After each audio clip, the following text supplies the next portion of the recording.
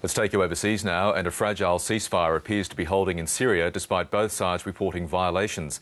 The United Nations is now drafting a resolution exploring the possibility of sending monitors to the country. Europe correspondent Philip Williams spoke with Claire Spencer, the head of the Middle East and North Africa programme at London's Chatham House. He began by asking whether or not she thinks that ceasefire will hold. Yes, I'm afraid over the last week, confidence in the intentions of the Assad regime have been undermined by the continuation of violence, which has claimed around 1,000 lives at a time when by Tuesday, so 2 days ago, he was supposed to be withdrawing major armaments and forces, tanks, etc., from the urban centres, which he didn't do. They were still firing and killing right up until the ceasefire. However, it is the case that it's now holding, so we're on to the next stage of making sure that stays in place and moving on to a negotiating process. If there's a return to fighting, as many expect, what's plan B?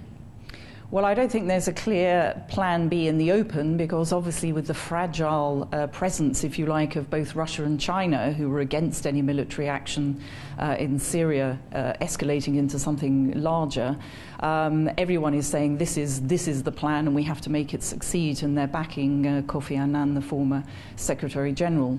However, there has been a proposal, still very tentative, by the Turks to set up a sort of buffer zone between Turkey and Syria. This follows the violence that spilled over last week, but for this they're insisting they also need UN Security Council coverage and other resolution, and there's some doubt that Russia and China, and certainly Russia, would sign up to this. The Assad regime has made it perfectly clear they're not going anywhere, they have nowhere to go. It is winner takes all, isn't it?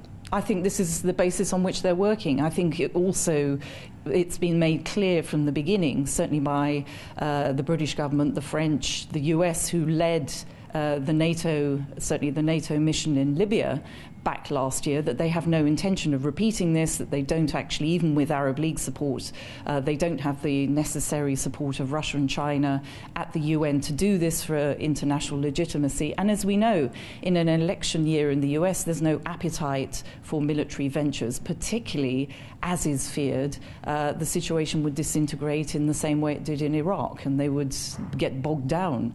Do you think ultimately there will be a civil war? It's difficult to exclude that option. It's very difficult to predict. I think the problem with talking too much about civil wars is that it becomes a self-fulfilling prophecy. No one is openly talking about option B because they're hanging on to option A and hoping that something good can come out of that. Slim hope?